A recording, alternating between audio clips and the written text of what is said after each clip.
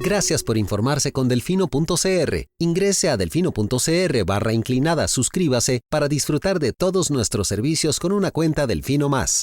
Delfino.cr. Hoy quiero decirlo con todas las palabras. ¡Páguele a la caja! ¡Pague la deuda con la caja! He oído argumentos de todo tipo, pero pocos argumentos tan estúpidos, tan ridículos. Para mí es más rico comer arroz y frijoles en paz que venderle el alma a Satanás. Debería tomar un vasito de agua antes de hablar para que pueda coordinar la lengua con el cerebro. Pero aquí, o todos rabones o todos culones, pero no unos ñatos y otros narizones. Se toman un vaso de me vale madre. Creo que me extrañaban, ¿verdad? Coca-Cola sin azúcar presenta Curul en llamas, cubriendo y sufriendo la Asamblea Legislativa, porque alguien tiene que hacerlo. Hola queridos suscriptores de Delfino.cr, bienvenidos a un nuevo programa de Curul en llamas, el podcast semanal donde les comentamos los temas más relevantes e irrelevantes de la Asamblea Legislativa. Les saluda Luis Madrigal desde el 23 de septiembre del 2022, como siempre en compañía de May. Espero que todas y todos estén bien. Los temas para esta semana. Vamos a hablar de por qué un diputado se puede salvar de las sanciones que reciba antes de ser diputado, con el ejemplo concreto de don Gilbert Jiménez, que se ahorró 25 días de suspensión sin goce de salario. Además, vamos a hablar del voto público en la Corte, el proyecto que avanza para transparentar las votaciones en las elecciones que hace la Corte Plena, así como la reforma constitucional necesaria para uno de esos procedimientos en específico. Vamos a hablar también del avance del presupuesto 2023, que ya camina en la Comisión de Asuntos Hacendarios, así como de la regla fiscal y las secuelas de la salida de Álvaro Ramos en la caja tras el aumento, el descongelamiento del aumento del 2020. Vamos a explicar un poco la controversia detrás de ese tema. Y por último, vamos a hablar también de la Comisión de Infraestructura, que al parecer va o ya convocó a una serie de audiencias a personas involucradas con la tragedia de Cambronero de del fin de semana anterior. Empecemos con el diputado Gilbert Jiménez, la frase que probablemente más odio en este podcast. Como ustedes sabrán, no es mi diputado favorito. El exalcalde de Desamparados tiene desde que es diputado, viene esto. Bueno, ya electo y ya en ejercicio, la Contraloría General de la República finalizó una investigación que había abierto en su contra por actos del 2018.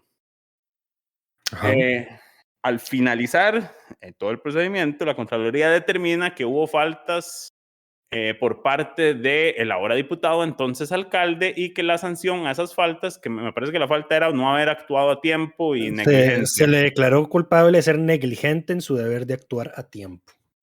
Correcto. Entonces, por esa falta, la Contraloría le impuso una sanción de 25 días sin goce de salario.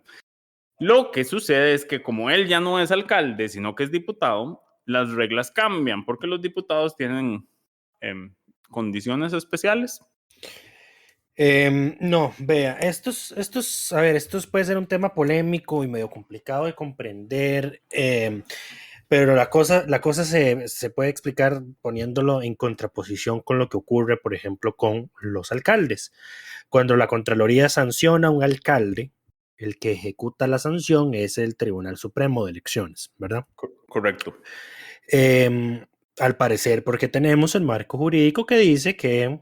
Es que lo que le hacen es suspender las credenciales, básicamente. Sí. Ese es el problema, es suspender las credenciales de un funcionario de elección pública. Ese es el tema. Por Correcto. Eso es el Tribunal Supremo el que tiene que ejecutar la sanción. Ahora, pero cuando se trata de diputados o diputadas, el Tribunal Supremo de Elecciones considera que ellos están tal vez como en una escala ahí de representatividad más alta que lo que puede estar un funcionario municipal y que necesitan tal vez una norma expresa que los habilite para poder eventualmente sancionar diputados. De hecho, ha habido discusiones entre quién es el competente para ejecutar ese tipo de sanciones.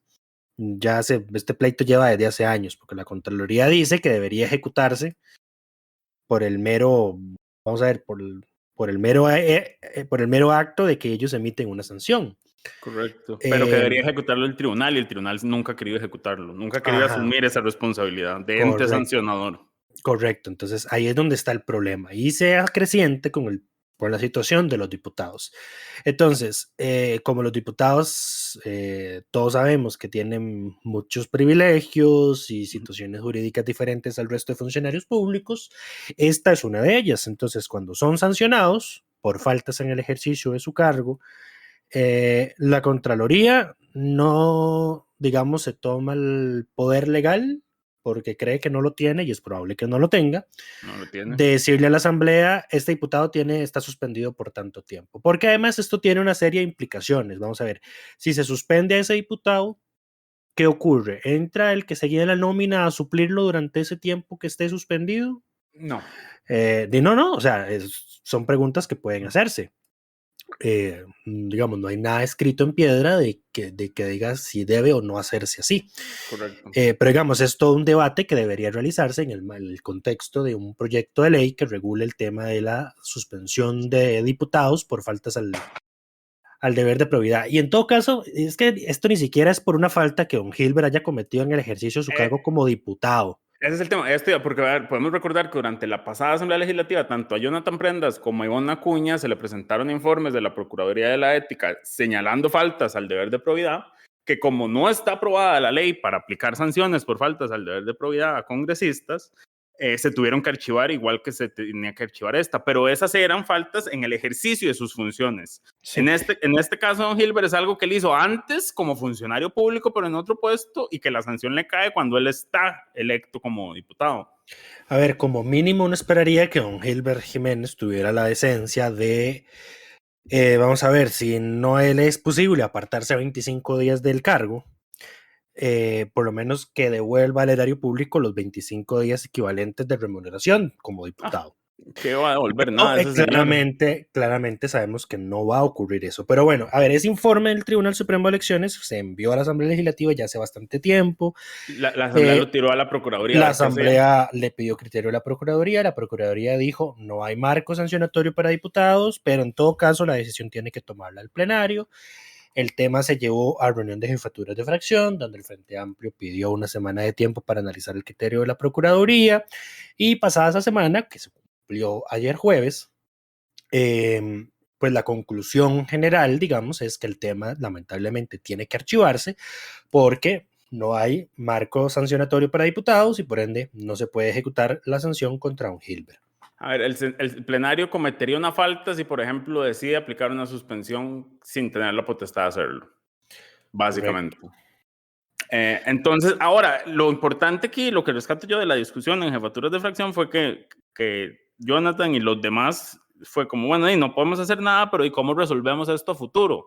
Porque incluso los proyectos de ley que están presentados para reglamentar la reforma constitucional, bueno, legislar la reforma constitucional de pérdida de credenciales por faltas al deber de probidad, no hubiera incluido, digamos, los textos actuales no incluían una situación como esta, digamos. Entonces, bueno, es algo cada vez más frecuente que personas que son funcionarias públicas de otros cargos pasen a ser congresistas.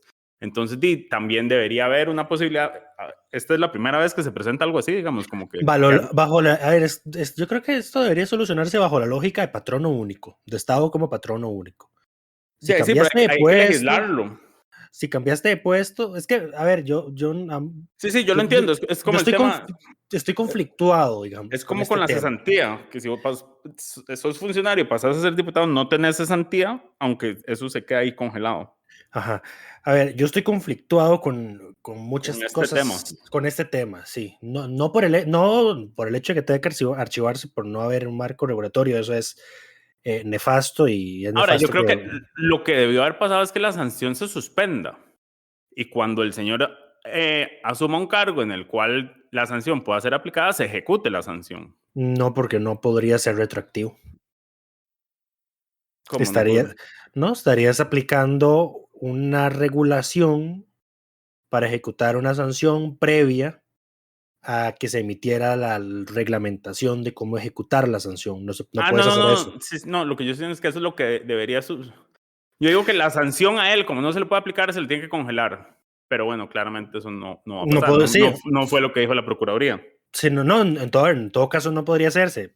Podrá sonar como un absurdo, llevarlo al extremo del absurdo, digamos, el escenario, pero sería el equivalente a que hoy vos cometieras un delito que no está tipificado como tal, que mañana se apruebe una ley y se publique el mismo día para tipificarlo como delito y que es entonces se te pretenda castigar por ese delito que cometiste antes de que fuera ilegal, digamos. Ahí, no sé si me di a entender. No, porque yo estoy hablando de otra cosa. Yo no estoy hablando de que la ley que se reforme regule que se le sancione después. Lo que estoy diciendo es que la sanción, como no es aplicable ahorita, se le ejecute en la próxima vez posible. Como, a ver, un ejemplo de fútbol. Si usted lo expulsan en un mundial y es el último partido, su suspensión juega hasta que usted vuelva a jugar un partido clasificatorio del mundial. Bueno, ok. Eso implicaría, por ejemplo, que la Contraloría retenga el acto final. Exacto, retiene el acto final hasta que él vuelve a ser un funcionario público, está en un puesto que sea sancionable, ¿ya? Si no regresa a ese puesto nunca, no se puede ejecutar la sanción, pero si en algún momento está en algún puesto en el cual se le puede ejecutar la sanción, empieza a ejecutarse la sanción. Sí, ha habido funcionarios sancionados por la Contraloría que no vuelven a la función pública, entonces la sanción nunca se ejecuta. Pero me parece una muy buena idea. Lo que pasa es que yo creo que eso la Contraloría podría hacerlo de mutuo propio. No sé si algún funcionario de la Contraloría escuche estos podcasts, pero si lo hace, pues ante la imposibilidad de ejecutar sanciones contra diputados, me parece razonable que se congelen, porque además la mayoría vuelve a ser funcionarios públicos, seamos sinceros. Sí. En otros cargos, ahí están unos de asesores. El otro día había Carmen Chan en una comisión. Sí, correcto. Pero bueno. Pero ahora, sí, bueno, lo que sí, y estabas hablando de que hay la necesidad de solucionar eso. Correcto. De que se habló en Jefes de Fracción. Claro, ahí sí tienes razón, a futuro, digamos, a todas faltas para futuras personas que lleguen a hacer y para sanciones de los posibles. Yo aquí rescato algo que dijo, por increíble que les vaya a parecer esto que voy a decir, Fabricio Alvarado. Vamos a ver, todos sabemos que hay un proyecto sobre probidad de los diputados presentado desde el periodo pasado que fue boicoteado por mociones de Pedro Muñoz. Lamentablemente, a veces este proyecto, aunque está muy avanzado, no es el mejor proyecto posible. Me parece además que ya estaba en el último día de presentación de mociones.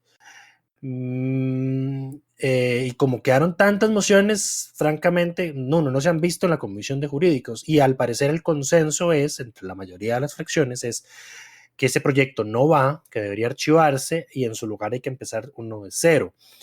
De hecho, yo tuve una conversación con una diputación, para no revelar fuentes, sobre este tema. Y sí, él me comentaba que pues ese proyecto que está ahí presentado pues es insuficiente, podría ser inconstitucional, está muy malo y lo mejor es empezar uno de cero. Entonces Fabricio Alvarado decía, lo mejor es empezar uno consensuado y que además se presente con las firmas de todos los jefes de fracción. Para evitar el tema de los egos, decís vos. Correcto. Sí, sí. Me parece una muy sabia, un muy sabio razonamiento de parte de a ver, y es que aquí hay muchísimas cosas que analizar, porque, por ejemplo, veamos el caso de España. En España los encargados de disciplinar a los diputados son sus propios partidos políticos, porque allá en España sí se entiende que la curul es del partido político. Sí, es que aquí tenemos esta la dualidad que ya hemos conversado en este momento, el hecho de que escogemos por partidos políticos, pero una vez que son congresistas, la curul es personalísima. Correcto. Entonces, ese es lo peor de ambos mundos, digamos, justamente por este tema. Ajá, ahí tenemos entonces, por ejemplo, ese caso de España, pero digamos, no podríamos aplicarlo precisamente por esa diferenciación. Pues si el otro caso, sancionar. Ajá, el otro caso es el de Chile. En Chile, si no mal recuerdo, lo que tienen o lo que tenían hasta la última vez que estuve enterado de una sesión de la asamblea de ellos, es una comisión de ética integrada por propios congresistas, donde se analizan las quejas que se presenten, ellos presentan un informe a la Cámara y la Cámara vota cuál es la sanción, si acogen o no la recomendación de sanción que se impone. Es como se trata como cualquier otro asunto legislativo. Se presenta una queja, se presenta un proyecto de ley, se presenta una queja, va a la comisión encargada de estudiarlo, la comisión lo estudia, realiza audiencias, hace un informe final con su recomendación al resto de la asamblea, el informe va a la asamblea y la asamblea vota qué decide hacer. Voto público, además. Exacto, sí. Entonces me parece que, digamos, es el mejor resultado posible, el mejor marco de acción posible, porque además no nos ponemos a inventar procedimientos. Yo creo que ese es uno de los problemas, porque, por ejemplo, el proyecto que está presentado creo que hasta involucra a la Procuraduría de la Ética y los informes de la Procuraduría de la Ética no son vinculantes, y involucra al Tribunal Supremo de Elecciones. Entonces, ahí, ¿ves? Es todo un problema. Me parece que también debería más o menos usarse el mecanismo que usa la propia Asamblea para disciplinar a la defensora de los habitantes, que ya lo hemos visto antes, que se integra una comisión especial que analiza la queja, se manda el informe al plenario y el plenario vota si ejecuta la sanción o no. Entonces por ahí debería analizarse. Pero nos ponemos muy creativos con los procedimientos y a meter otras instituciones, y entonces vienen las especulaciones de la violación a la división de poderes, y yo no voté a este magistrado, o qué otra cosa. Entonces con todo eso nos evitamos. Mientras mi hipótesis sería que esto se lo deje a la asamblea. El problema va a ser ¿cómo explicarlo? Es la reforma constitucional, porque la reforma constitucional refiere a una ley especial aprobada con 38 votos. Se ocupa una ley especial, exacto. Entonces no podríamos hacerlo vía reglamento. No, se ocupa la ley especial para eso. Ahora, es todo lo mismo, nada más que ocupas la ley y los 38 votos. Hay una necesidad de consenso, hay claridad en eso, entonces deberían todos trabajar para sacar esto adelante. Esperaría yo, digamos, estamos lo suficientemente temprano en su periodo como para que puedan todavía, digamos, como para que les dé vergüenza y saquen cosas como estas. Ya vimos que funcionó con voto público. Más adelante se complican más las cosas. Pero yo creo que si lo sacan rápido, digamos, eso es algo que tiene que salir de esta primera legislatura. Tiene que... yo lo veo muy improbable. ¿Por qué no se va a poder aprobar en la primera legislatura? Tenemos todavía 6 meses. Es un tema muy delicado. Si le dieran prioridad, es que yo digo, viendo los proyectos que presentan, están perdiendo el tiempo. O sea, es que usted me diga que esa gente está trabajando de verdad. O sea, yo leo todo lo que ellos presentan. Yo sé que no están haciendo nada. Por lo menos nada serio. Así como para que usted me diga que no tienen tiempo de sentarse a darle prioridad a un tema como estos. Es que primero tendrían que dejar solo asesores. Yo sé que hay asesores. A ver, hay despachos legislativos ya trabajando en proyectos al respecto. Lo que pasa es que hay que buscar mucho derecho comparado, hay que revisar la Constitución. O sea, a ver, por lo general todo lo que debería hacerse con cualquier otro proyecto de ley, pero de nuevo, este es un tema muy delicado, hay que verlo con pinzas, hay que proteger todas las aristas. Sí, que no se abuse después, que con solo acusar a alguien de algo ya lo sacas del plenario y te quitas el voto encima, por ejemplo. Bueno, yo ni siquiera estaba pensando en ese tipo de situaciones, pero por ejemplo es una posibilidad, efectivamente. Sí. No quiero que alguien bloquee un proyecto, entonces lo acuso de algo y lo saco del plenario. A ver, es que... Es un tema complejo, yo lo entiendo, pero lo que yo digo es que, son 57 despachos. Cada despacho tiene 5 asesores. Estamos hablando de, ¿cuántos son? 2,000 personas. Por ahí. Vos sos el que sabe matemáticas, no yo.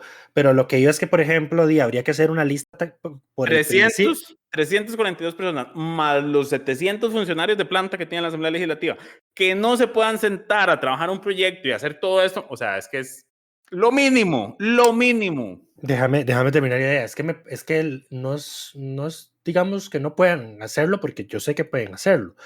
El tema es que construyan el consenso en la lista de las faltas sancionables, porque por el principio de tipicidad tenés que hacer una lista de toda conducta que sea sancionable.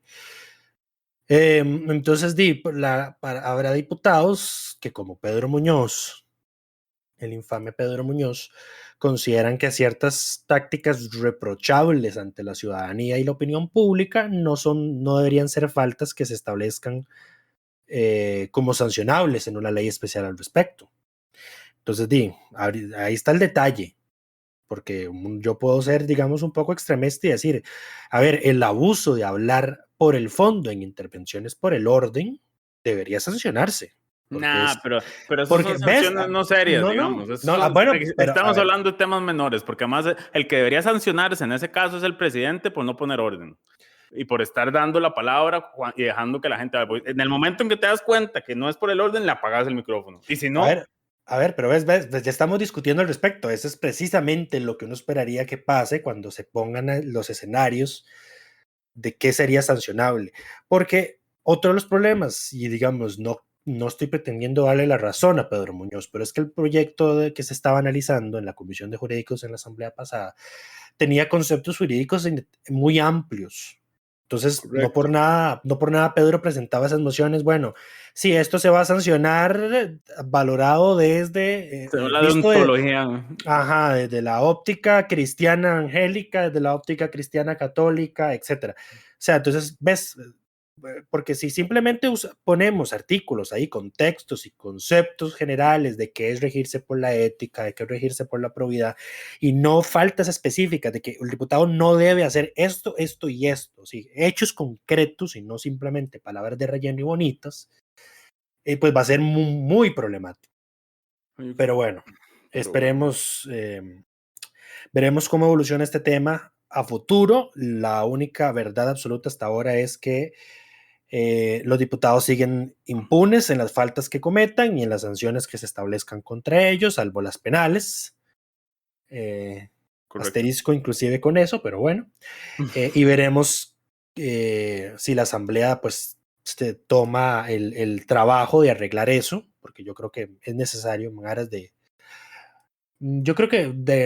mantener un poquito de la poca credibilidad que le queda a la ciudadanía, porque no sé, ganar credibilidad lo veo un poco difícil.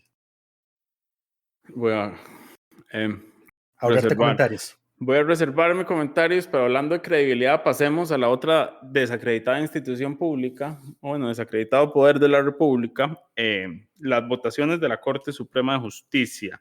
Si ustedes han estado siguiendo este tema, se habrán dado cuenta que la Corte lleva ya 4 sesiones convocados a elegir su próxima presidencia. En las 3 primeras de esas sesiones, nada más aquí un paréntesis, la Corte por reglamento lo que hace es que convoca sesión, se vota 3 veces, si nadie llega a los 12 votos, se tiene que votar, se hace un receso, después de ese receso se vota otras 2 veces, y si no hay nadie con 12 votos, entonces queda para la semana siguiente. Ese es el procedimiento que se repite ad infinitum hasta que alguna persona llegue a 12 votos. No pasa como cuando se elige el directorio de la Asamblea Legislativa, que los votos blancos y nulos y los votos por los que ya no son los 2 principales candidatos se convierten en votos nulos y entonces empiezan a sumar al que tiene más para que la cosa se resuelva en un día. En el Poder Judicial esto sigue ad infinitum. Hasta que alguien tenga 12 votos directos, se continúa votando. Ya llevan 15 votaciones. El martes de esta semana estaban convocados para hacer una nueva votación. Pasó algo interesante. Se presentó una moción pidiendo suspender el acto hasta que se resuelva. Y aquí es donde llegamos a la Asamblea Legislativa. Se resuelvan 2 cosas. O el recurso de amparo que presentó el Sindicato de la Judicatura en contra de estas votaciones secretas, y son secretas porque la ley orgánica del Poder Judicial dice que son secretas. El Sindicato de la Judicatura metió un recurso de amparo en contra de esas votaciones, el cual fue acogido por los suplentes de la sala, y se le dio curso y está en trámite, entonces se pidió que se suspendiera la votación. Y aquí hay que mencionar algo de qué va a pasar con ese recurso de amparo. La ley de la jurisdicción constitucional dice que cuando un recurso de amparo en el recurso de amparo se reclaman acciones u omisiones que en todo caso tienen sustento en una norma jurídica vigente, la sala debe suspender el trámite del recurso de amparo, darle un plazo prudencial a los quejosos para presentar una acción de inconstitucionalidad donde la legitimidad viene del recurso de amparo, para que la sala entonces ahora sí pueda entrar a analizar la constitucionalidad de eso que se reclama inconstitucional. Y entonces una vez se resuelve la acción, luego se resuelve el amparo. Me parece que los sindicatos de la judicatura están haciendo el camino jurídico correcto. Lamentablemente es engorrosamente largo. Correcto. Y, ¿qué más iba a decir? Que se presente la acción de inconstitucionalidad no implica que se vaya a suspender el concurso. Necesariamente. Correcto. Ahora, lo otro que está sucediendo paralelo es que en el tercer día de votaciones se presentó una moción de parte de la magistrada Julia Varela y que fue secundada por el magistrado Paul Rueda para que la Corte le solicitara a la Asamblea Legislativa que hiciera la reforma legal necesaria para que la votación sea pública. Entonces, por eso es que entra la Asamblea Legislativa en juego, y aquí es donde entra el proyecto que había presentado la fracción del Frente Amplio. La fracción del Frente Amplio, encabezados en este caso por Ariel Robles. Correcto. Robles, ¿verdad? Sí, hay dos Robles y a veces... Esta asamblea tiene... Paréntesis, esta asamblea tiene varios nombres y apellidos que se repiten, entonces uno se confunde. Hay 4 Rojas, hay 2 Robles, hay 3 Vargas. Yo me lo sé porque los registros de votación los hacemos por orden de apellidos. Entonces, sí, al inicio los primeros meses fueron complicados de transcribir las votaciones. Ya recuerdo varios errores de tu parte en votaciones. Sí. No hace falta ventilar los trapos sucios. Curvas de aprendizaje. Continúe con el tema. Una vez que la Corte hizo este pedido, entonces la fracción del Frente Amplio se movió y para que se le diera una vía rápida a este proyecto. Y se le aprobó. Se le aprobó, se le aprobó la vía rápida, se le hicieron 2 reformas puntuales en plenario y se le dio primer debate, si no me equivoco, o se envió a consulta antes del primer debate. Se mandó a publicar el texto actualizado y se mandó a consulta por 8 días hábiles al Poder Judicial. Sí, después que bueno, la consulta al Poder Judicial es obligatoria, aunque Luchi discutía que no, pero es al parecer obligatoria. Sí, a mi criterio no lo es, pero bueno. Aquí, esta discusión la tuvimos hace algún tiempo y no la vamos a tener ya porque... Ok, pero ¿quién define cuándo una consulta es obligatoria? La Sala Constitucional. Ante este tipo de cosas. Sí, pero en la Asamblea se acogen al criterio de... Servicios técnicos. Servicios técnicos, exacto. En fin, el punto es que la reforma avanza y, digamos... Si y este martes no se logró votar porque, bueno, se presentó esta solicitud de suspensión mientras se resuelve el recurso de amparo o mientras se aprueba la ley. O mientras se aprueba la ley. Mientras una de las dos cosas pase, que se suspenda la elección. Se rechazó esa gestión y la magistrada, ¿cómo se llama? Sandra Zúñiga, de la Sala Tercera, metió un recurso de revisión. Pudo meter un recurso de revisión porque el acuerdo no fue en firme. La Corte tiene una muy mala práctica. A ver, en teoría, un acuerdo se declara en firme cuando 2/3 partes del órgano están de acuerdo en declararlo en firme. En la Corte, el acuerdo se declara en firme cuando el presidente de la Corte lo declara firme. Entonces, como Jesús Ramírez, que es el que preside porque es el más viejo, no dijo... El más mayor. El más viejo... No dijo, acuerdo en firme. Sandra Zúñiga levantó la mano de una y dijo, bueno, moción de revisión, y el reglamento de la Corte impide que las mociones de revisión se puedan conocer en la misma sesión. Entonces suspendió la sesión. Otro dato curioso de esa sesión. Si pudiéramos dar, vamos a ver, ya hemos hablado previamente de que alguien debería hacer un podcast sobre la Alguien debería hacer un podcast sobre la Asamblea. Es un teaser de lo que sería. Pero bueno. Y entonces debería dar el título de magistrado de la semana.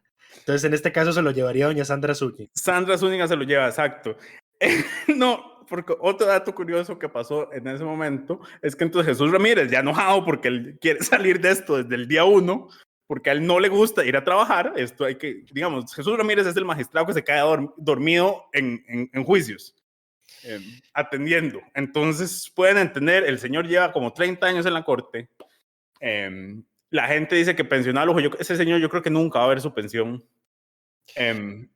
Pero bueno, el punto es que él entonces dice, bueno, quedan convocados para mañana, sesión extraordinaria a las 8 de la mañana. Y aquí es el dato curioso. Jesús Ramírez solo preside el acto de elección, porque la actual vicepresidenta, que es la presidenta en ejercicio, que es Patricia Solano, es candidata a la presidencia. Es candidata a la presidencia, no puede asumir el cargo. Pero como es la presidenta interina, es la que define ese tipo de cosas. Entonces dijo, no, mañana no hay sesión de nada, esto lo resolvemos el próximo lunes. Entonces, bueno, las sesiones de corte son sumamente aburridas, pero muy pocas veces merecen comentarios como estos. A ver, yo creo, a ver, son aburridas, pero son aburridas porque esas personas son aburridas. Y porque no tienen la posibilidad de ponerlo en 2X. Ok, la velocidad de reproducción, sí.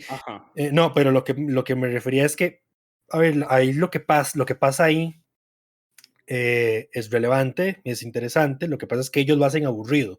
Entonces ahí estaría el reto de alguien que hiciera un podcast sobre las sesiones de corte plena. Sacar, hacer entretenido. ¡Wow!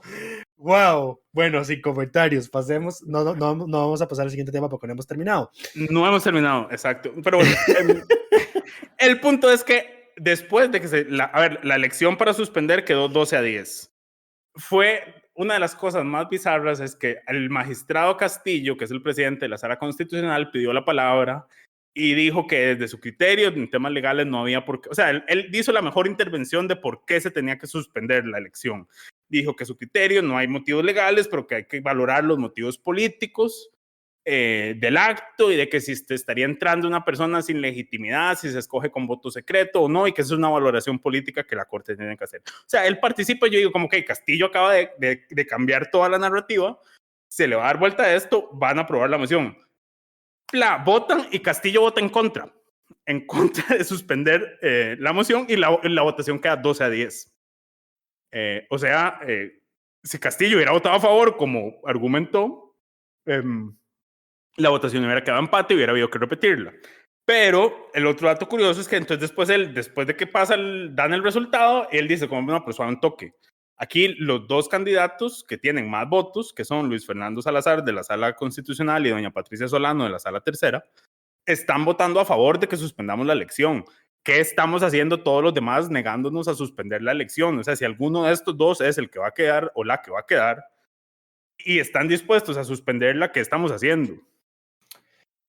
Sí. Y entonces parece ser que hay esperanza suficiente o motivos suficientes para esperar que el lunes, cuando se vea la moción de revisión que presentó doña Sandra Zúñiga, se apruebe y se vuelva a votar para suspender y se suspenda la elección de la Corte, lo cual abriría el espacio para que se haga la reforma legal a tiempo. A ver, y esto es una cuestión de semanas. Yo creo que con los 8 días, estamos hablando de que en 2 semanas el proyecto podría estar aprobado y esperando la firma del Poder Ejecutivo, más o menos. Entonces, o sea, es una cuestión de poco tiempo. Entonces, por eso, vamos a darle, así como doña Sandra Zúñiga es nuestra magistrada de la semana, en este teaser de lo que sería un podcast sobre la Corte Suprema de Justicia, a don Ariel Robles por su proyecto de...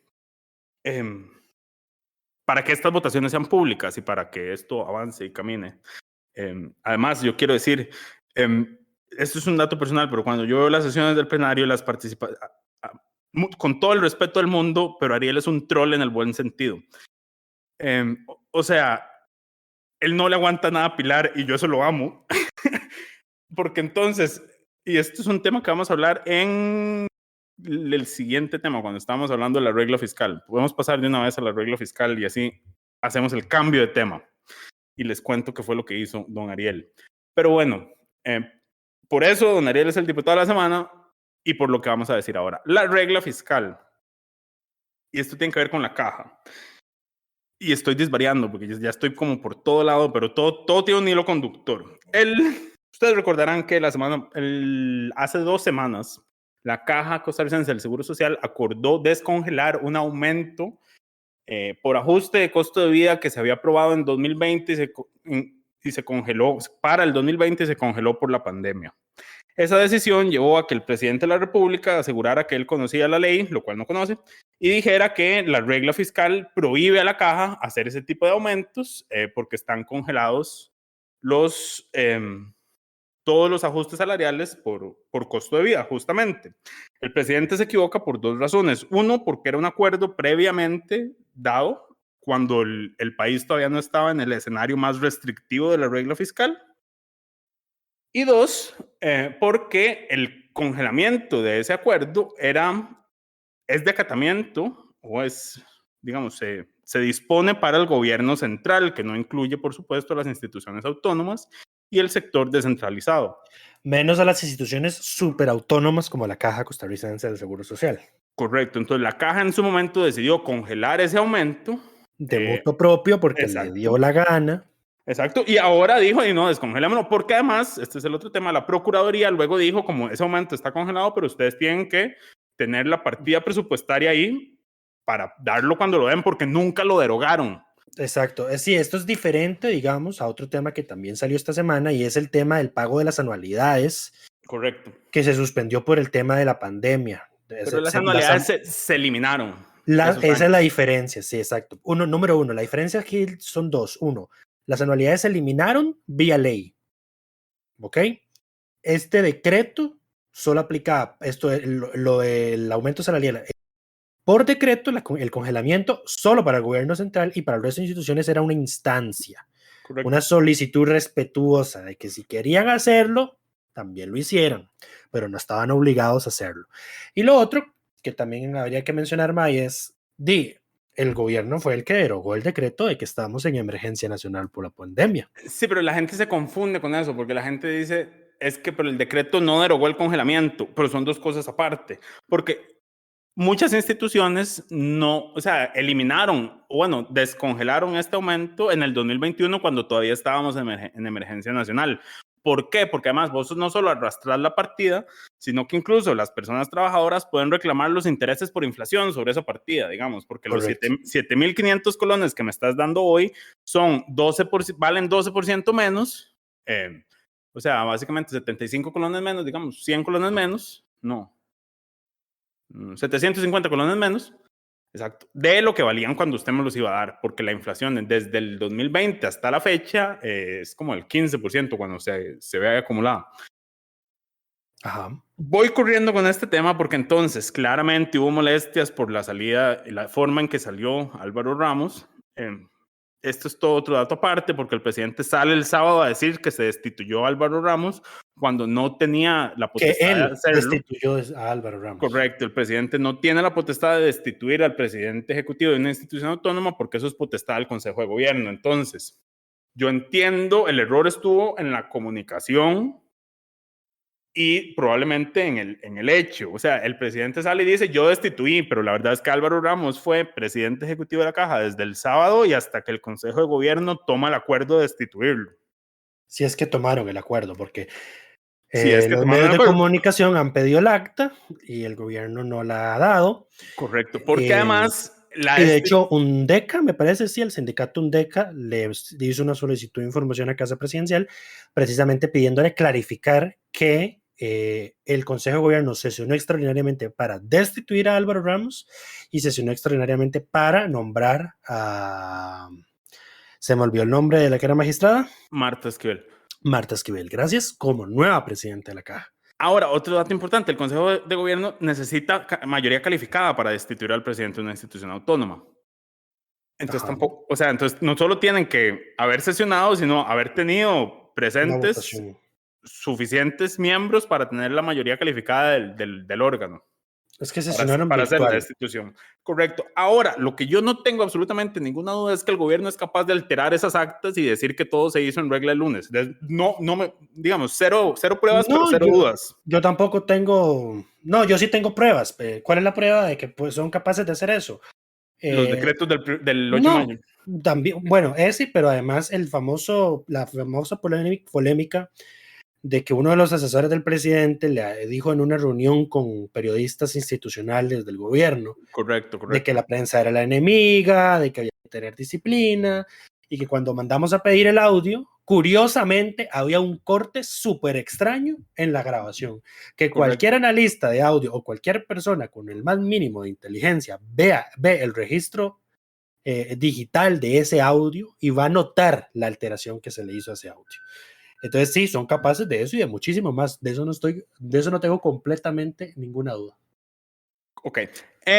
En fin, entonces, por supuesto, bueno, más allá de esa discusión, estoy seguro que las actas van a decir que todo el Consejo de Gobierno acordó la destitución y el nombramiento de doña Marta.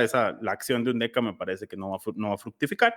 Más allá de eso, esto generó molestia y reacciones. Incluso la vicepresidenta de la Asamblea Legislativa, doña Gloria Navas, dijo que el presidente puso en riesgo la estabilidad social del país. Estabilidad social fue la frase que La usó. paz social. La paz social, porque claro, los sindicatos salieron a marchar el jueves, no por Álvaro Ramos, poco menos les podría importar, salieron a marchar por sus 7.500 colones de salario. Pero bueno, salieron a marchar a pesar de que están firmes, digamos. Doña Marta Esquivel tiene cero margen para echar atrás eso. En fin, este tema va a plenario y de Pilar Cisneros, y es que vea, si el presidente es irresponsable al hablar, la jefa de fracción del oficialismo es 10 veces eso, porque se deja decir, así como si estuviera en Teletica, que aquí nadie engaña a nadie y que la regla fiscal dice que los salarios están congelados y entonces que no se le puede subir los salarios a nadie.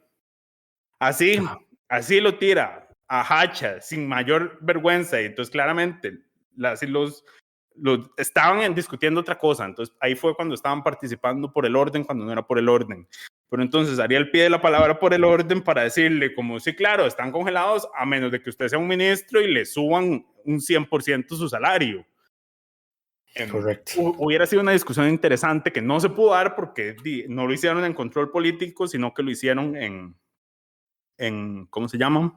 Cuando ya estaban en la segunda parte de la sesión, me parece. Ya había pasado el momento. Sí, lo cual es cierto. Me parece que no fue Ariel, sino fue Jonathan el que le atinadamente explicó que el título cuarto de la ley 9635, a ver, el título cuarto es lo que se conoce como la regla fiscal. Es la ley de responsabilidad fiscal. La ley de fortalecimiento de las finanzas públicas. No. El plan fiscal. El título 4 es la parte que es la ley de responsabilidad fiscal. La ley de fortalecimiento de las finanzas públicas son 4 leyes en una. Sí, el título cuarto se llama responsabilidad fiscal de la República, pero Correcto. Se le conoce como regla fiscal. Correcto. Sí, no es que regla fiscal sea una ley en específico, está dentro del plan fiscal del 2018, que es la ley 9635. Correcto. Creo que fue Jonathan Acuña, y si no me corrige, y si no fue algún diputado del Frente Amplio, que atinadamente explicó que el artículo 6 del título cuarto sobre regla fiscal dice en las excepciones que está exenta de ese título la Caja Costarricense del Seguro Social únicamente en lo que se refiere a los recursos del régimen de invalidez, vejez y muerte y al régimen no contributivo que administra dicha institución. Pero resulta y acontece que cuando este proyecto de ley fue a consulta a la sala constitucional, palabras más, palabras menos, le dijo a los diputados, a ver, pero es que ustedes se creen que yo soy tonta o qué, o ustedes se hacen los tontos o qué. ¿Cuál es la necesidad, digamos, de establecer de que la caja está excluida únicamente en lo que se refiere al IBM y al SEM, si la caja lo único que tiene es el IBM y el SEM? No, en realidad lo que pasó... Y bueno, les faltó además el régimen no contributivo. Pero entonces, en síntesis, lo que la sala dice en esa sentencia es toda la caja está exenta. La caja dice que es el IBM, el SEM y el régimen no contributivo. ¿Qué es la caja? Incluso después Hacienda se le preguntó como, bueno, ¿y la caja qué está dentro y qué está afuera? Y Hacienda dijo, no, la caja toda está. Todo está afuera. Dato curioso. Todo está afuera. O sea, la sala le dijo, sí, ustedes, se les olvidó que existe y el régimen no contributivo, aquí también lo dice. Lo dice la ley. Lo que la sala metió fue el SEM. Mira, la ley originalmente decía IBM y no contributivo, y la sala dijo, y se les olvidó el SEM, sí. El SEM es salud, enfermedad Seguro de enfermedad y maternidad.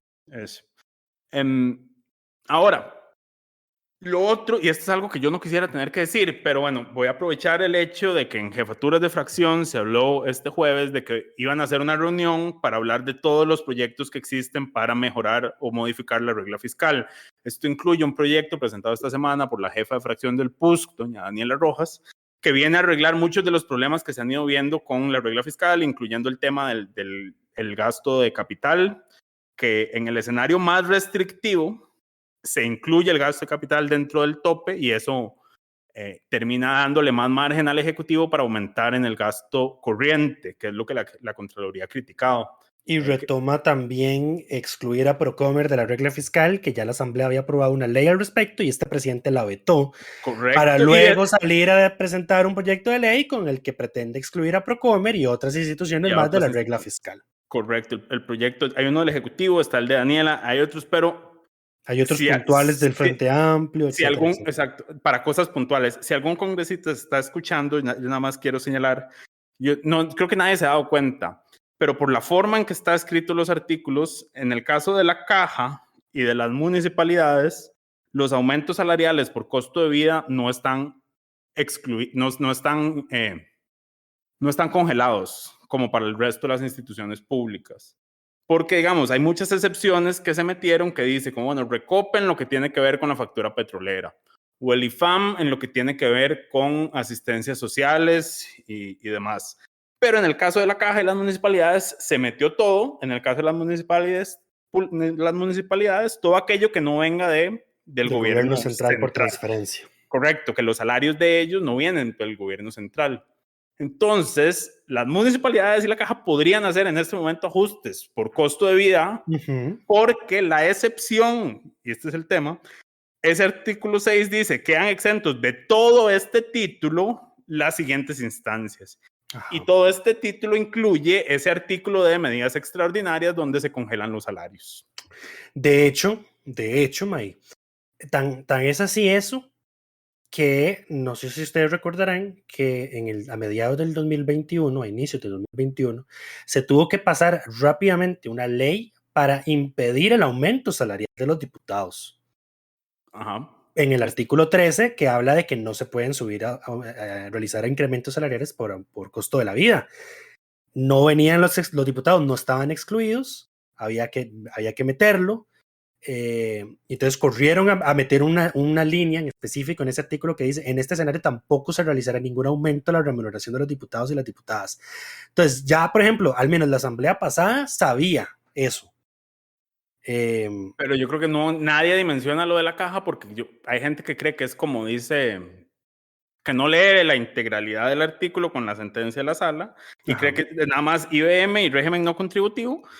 Y no, el SEMA está incluido y además eso es toda la Caja. O sea, es que ahí está todo. La Caja no es más que esos 3 fondos. Correcto. No existe nada más allá de eso, digamos. Y en las municipalidades también pasa lo mismo. Entonces, si están discutiendo el tema de la regla fiscal, yo les sugiero que cierren ese portillo y digan que a la Caja y a las municipalidades le aplica la excepción, que ya la tiene, excepto en el tema de las medidas extraordinarias de descongelar el salario. Sí, de congelar los salarios por costo de vida en el escenario más restrictivo, que es en el que estamos actualmente. Sí. Ese era mi comentario sobre ese tema. ¿Cómo llegamos hasta aquí? Es muy cortito el proyecto de doña Daniela Rojas sobre regla fiscal. Habría que ver si tiene consenso para... igual yo creo que por haberlo presentado sola... A ver, yo creo que aquí tienen que negociar, porque el problema de la regla fiscal son múltiples temas, digamos, y esto ya lo habíamos hablado. El tema de Cancillería. Los gastos que Cancillería tiene que pagar en el extranjero, que paga en dólares, cuando el tipo de cambio subió a mitad de año, era un serio problema porque... Se comió buena parte de la partida.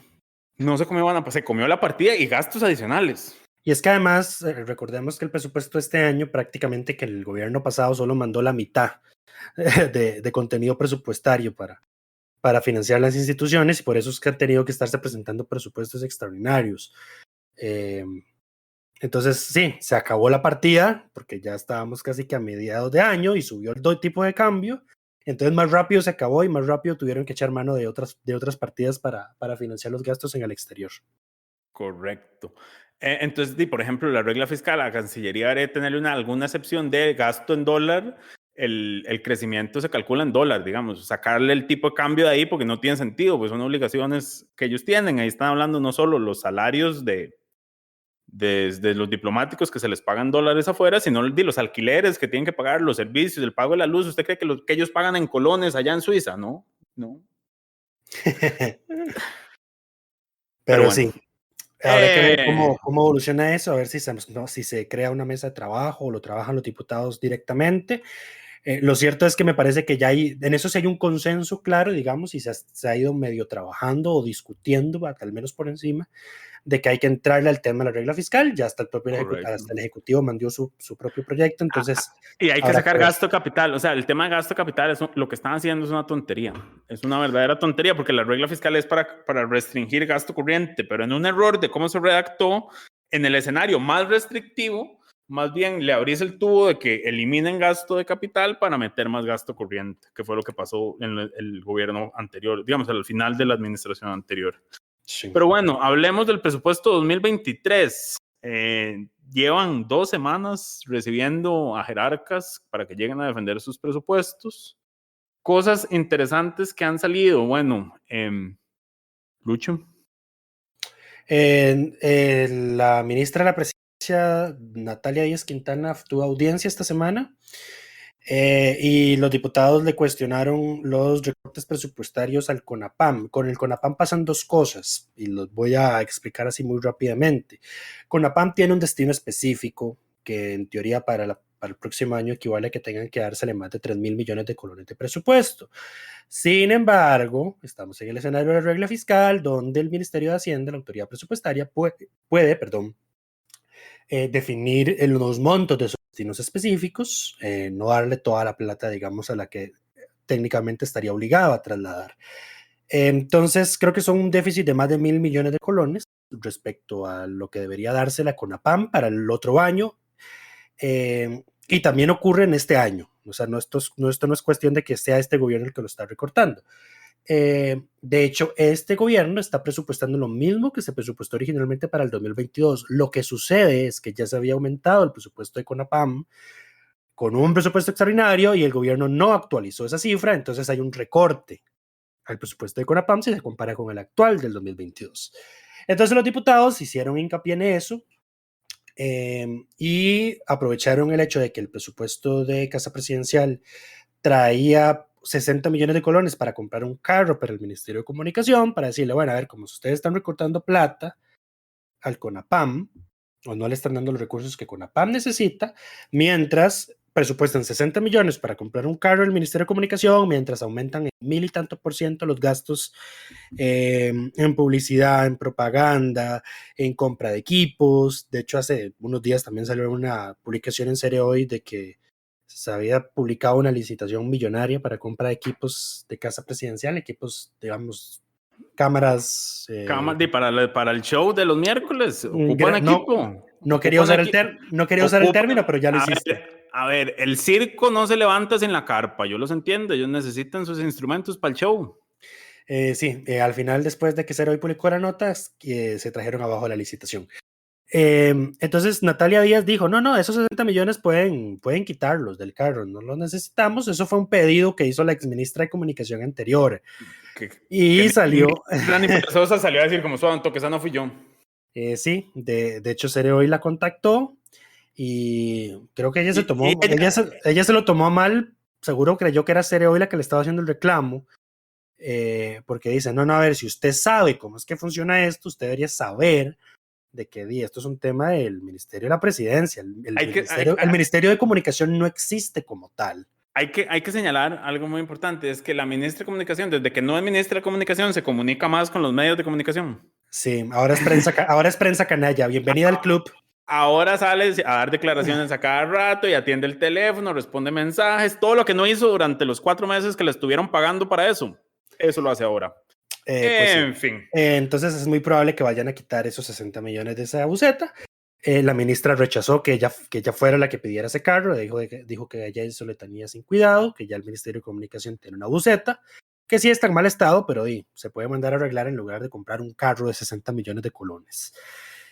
Eso es lo que ha pasado con... Esa gente se iba a comprar una móvil de televisión, estoy seguro. No sería nada raro. Era una móvil para las giras. Si hubieran dicho que era para transmitir las sesiones de Consejo de Gobierno, increíble, pero bueno. Eso es, creo que lo más relevante de la semana que podemos mencionar respecto al presupuesto. Lo otro es que se aprobó un presupuesto extraordinario en tercer debate, dime a mí. Se aprobó el tercer presupuesto extraordinario en primer debate, que es el presupuesto extraordinario que lleva la plata para pagar el aumento salarial de los ministros y viceministros. Para pagar es el relativo, porque ya se les está pagando. Para hacer el ajuste, para que las cuentas cierren a final de año. Sería la forma correcta de decirlo. Se aprobó por unanimidad, 44 votos a favor y 0 en contra. Correcto. El diputado Jonathan Acuña del Frente Amplio defendió su voto diciendo que si bien había partes que él no concordaba con el presupuesto, había otras importantes porque ahí había plata para el INAMO y para otros programas sociales y para recursos del IFAM que tiene y que no puede ejecutar. Bueno, que ya puede ejecutar porque ya salió aquella consulta que dice que el IFAM también está excluido de la regla fiscal en su totalidad.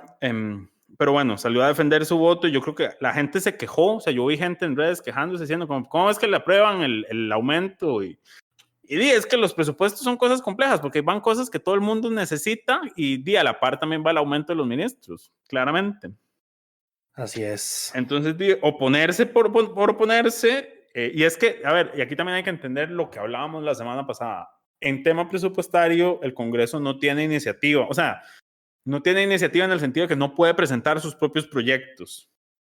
Entonces, el Congreso, la Asamblea, nadie en la Asamblea puede decir como, bueno, está bien, te voy a rechazar este proyecto y voy a meter uno en el que solo esté lo que yo quiero. No lo pueden hacer. Aunque sean los 47 de oposición, no lo pueden hacer porque ocupan que el presupuesto venga del Ejecutivo. Sí, pero sí pueden vaciar partidas. Claro, pero no pueden meter partidas que no estén incluidas. A ver, sí, a ver. Pueden vaciar partidas, nada más. Sí, a ver, perfectamente pudieron vaciar el tema del aumento a los ministros. Pudieron plantarse y decirle, no, a ver, nos vale 3 hectáreas de chorizo que la Procuraduría General de la República les haya dicho que sí podían aumentar el salario a los ministros. Nosotros, oposición, no vamos a permitir eso porque, a ver, no es congruente. Es aquí donde nuevamente decimos, no hay oposición en Cuestemoras, porque no estaban obligados a aprobar esos recursos. Yo creo que es tema perdido, porque o sea, eso se iba a terminar pagando de alguna forma. Si Nogui Acosta cayera en prevaricato, eso se iba a pagar. En fin, pero bueno. En fin, pasemos al último tema de fondo. Es la Comisión de Infraestructura que convocó en audiencia a 9 personas involucradas, o sea, como hay involucrados, hay personas técnicas sobre el tema de la tragedia del fin de semana pasada en Cambronero. Nada más una precisión, las mociones sobre este aspecto se van a votar este lunes. Sin embargo, las mociones están firmadas por todos los integrantes de la Comisión Especial de Infraestructura, por ende se augura de que se van a aprobar el lunes que se voten. Son 2 mociones, una para hacer 9 audiencias de interrogativo, digamos, y van a ir en orden.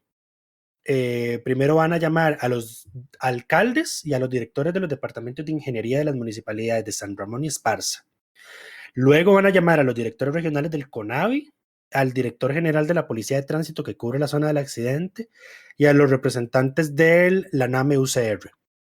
Digamos como para sentar la base de lo que se sabía, de lo que se sabía de las advertencias que ya había sobre lo que ocurría en esa zona. En la segunda etapa van a llamar a las personas, digamos, para que expliquen lo que pasó en el transcurso de la emergencia. Entonces van a llamar al Instituto Meteorológico Nacional, al representante del MOP que funge como enlace con la Comisión Nacional de Emergencias y al presidente de la Comisión Nacional de Emergencias. Y por último, van a llamar al director ejecutivo del CONAVI, Mauricio Botalla Otárola, y al ministro del MOP, Luis Amador Jiménez. Correcto. Entonces, No, lo que iba a mencionar es que don Luis Diego Vargas, que es el diputado liberal progresista, que es presidente de esa comisión, explicó que van a estar enfocados en 2 objetivos muy claros. Uno, sentar las responsabilidades de lo que ocurrió. Responsabilidad política. Y lo otro va a ser proponer la definición de protocolos que se van a aplicar en situaciones futuras de este tipo. De hecho, la segunda moción que se presentó con las firmas de todos los integrantes es una moción para pedirle al MOP el protocolo, si es que existe, de cómo es que se abre una carretera que fue cerrada, por ejemplo, por un derrumbe. Ahora, aquí hay toda una discusión en torno a la participación o no y las mentiras que el ministro ha dicho públicamente sobre este tema y han salido otros entes y personas a desmentirlo, que está en el reporte de hoy viernes, entonces si no lo han leído, lo invitamos a que lo lea. Diego hace un buen resumen del tema. Más allá de eso, cuando se dio la tragedia el sábado y se conoce que el ministro había estado publicando en Facebook, en las publicaciones de los cierres, de que estaban pidiendo de que se disculpaba por los atrasos y que él estaba dando la orden de que se limpiara lo más rápido posible para rehabilitar la vía y pasa después de la tragedia. Nosotros hablábamos en la redacción y yo les decía, como vea, si este fuera un gobierno normal, este ministro no llega el viernes. Pero siendo el gobierno que es, donde la gente que hace las cosas de forma legal, como Álvaro Ramos, lo echan sin potestad para despedirlo y nada más porque se sale de la narrativa que le gusta al gobierno, mientras que las personas que firman decretos que son ilegales, que después hay que corregir, los dejan en sus puestos como si nada hubiera pasado. Yo dije, es evidente que no va a pasar nada con este ministro. Y bueno, llegamos al viernes y ahí sigue sentado. No solo sigue sentado, sino que el presidente le dijo que tiene todo su respaldo. Correcto, a menos de que lo echen porque tienden a echar a las personas los viernes. Así que, a menos de que el presidente me quiera cerrar la boca y mandar un comunicado a las 8 de la noche diciendo que despidió al ministro, la realidad es que no pasó.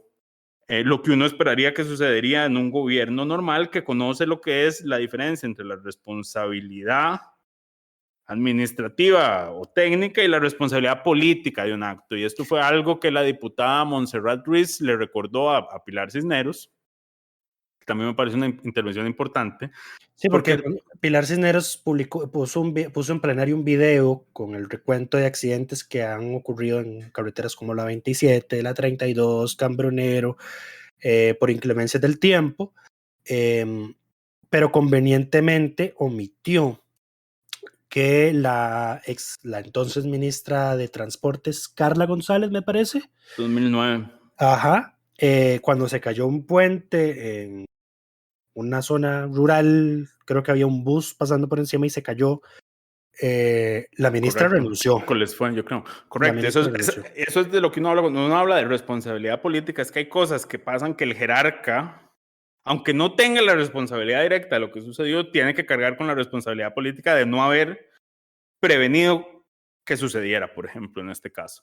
Y entonces Montserrat le dice, porque ella dice, como es que aquí todo es culpa de los anteriores gobiernos, no sé qué, y Montserrat le dice, como bueno, pues recordemos en el 2009, cuando doña Carla González renuncia, en Teletica, en un noticiero, pidieron la renuncia de ella y la cabeza de ella por lo que había pasado. Y ahora que estamos del otro lado, ya las cosas cambiaron y ahora nadie es responsable de nada y el ministro de la ramo no tiene ningún cargo, que además es que dice, salió con la excusa de que es que él no sabe por qué Tránsito abrió el paso, que Tránsito es el responsable. No solo se echó a Tránsito encima, se le olvidó que el jerarca de la policía de Tránsito es él. Es él, correcto. Si Tránsito abrió algo, también es responsabilidad de él. Así es. Entonces, en cualquier gobierno medianamente racional que funcionara bajo las normas usuales de la lógica, uno esperaría que este ministro no hubiera llegado a este viernes.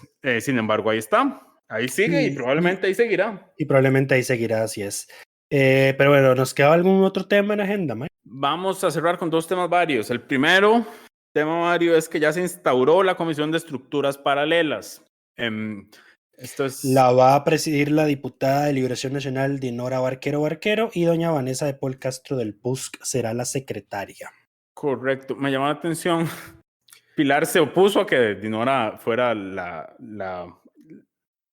que presidiera la comisión. Dijo que es que ya le parece que no debía ser alguien de un partido que también estuviera cuestionado por estructuras paralelas, como era Liberación, y dijo entonces que ella propuso a Fabricio Alvarado. Ay, Dios mío. Ahí es donde yo digo, pues que esta señora no se escucha.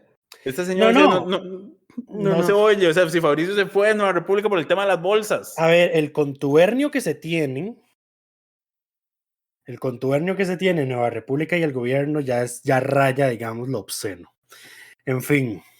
Y lo otro, el otro tema, Mario, que vamos a mencionar antes de terminar, porque ya Lucha habló más de la cuenta el día de hoy, es que la Asamblea por fin dio por ratificado, no se opuso al nombramiento del regulador general. Eric Alonso Bogantes Cabezas, y lo hizo con votación pública, como debía ser. Como debía ser desde un principio. Pero ya ahora, digamos, es la primera votación de este tipo que se da en el marco de la reforma reglamentaria que se aprobó semanas atrás. Y ahora sí, con eso, porque ya nos pasamos de la hora, muchísimas gracias por habernos acompañado. Cuídense mucho, nos escuchamos la próxima semana. Coca-Cola sin azúcar presentó Curul en llamas, cubriendo y sufriendo la Asamblea Legislativa, porque alguien tiene que hacerlo.